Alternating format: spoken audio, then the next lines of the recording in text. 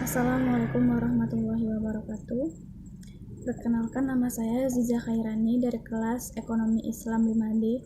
Dalam video ini saya akan menjelaskan secara singkat materi berdasarkan kelompok saya yang berjudul Prinsip dalam Sistem Ekonomi Islam.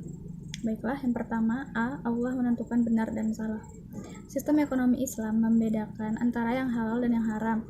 Penetapan mana yang halal dan mana yang haram adalah hak progresif Allah, tidak selainnya. Allah telah membuat batas antara halal dan haram dalam wilayah ekonomi dan telah mengizinkan manusia untuk menikmati yang halal dan menjauhi yang haram. Al-Quran menjelaskan prinsip ini dalam kalimat yang tegas dan jelas. Dan janganlah kamu mengatakan terhadap apa yang disebut-sebut oleh lidahmu secara dusta.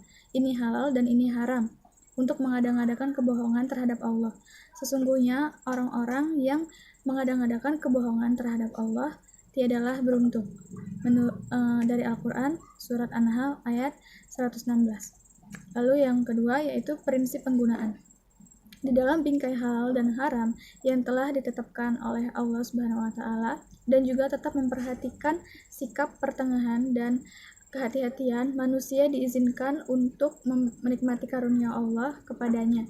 Al-Quran menyatakan, "Hai sekalian manusia, makanlah yang halal lagi baik bagimu dari apa yang terdapat di bumi, dan janganlah kamu mengikuti langkah-langkah syaitan, karena sesungguhnya syaitan itu merupakan musuh yang nyata bagimu."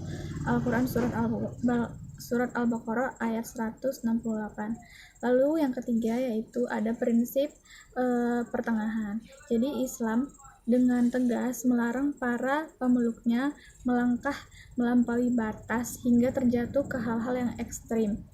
Kaum muslimin disebut oleh Al-Quran sebagai umat pertengahan dalam Al-Quran Surat Al-Baqarah ayat 143. Demikian pula dalam masalah konsumsi dan membelanjakan harta, seorang mukmin dianjurkan untuk mencari jalan tengah antara kikir dan berlebihan. Jadi Al-Quran itu menghargai individu yang menempuh jalan tengah dalam pembelanjaan dengan mengatakan dan orang-orang yang apabila membelanjakan harta mereka tidak berlebihan dan tidak pula kikir, dan adalah pembelanjaan itu di tengah-tengah antara yang demikian.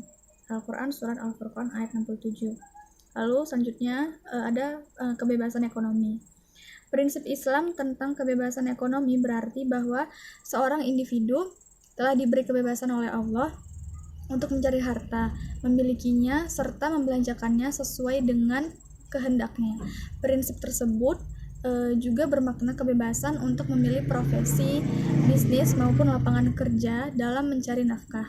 Namun, Islam tidak memberi kebebasan tak terbatas dalam lapangan ekonomi.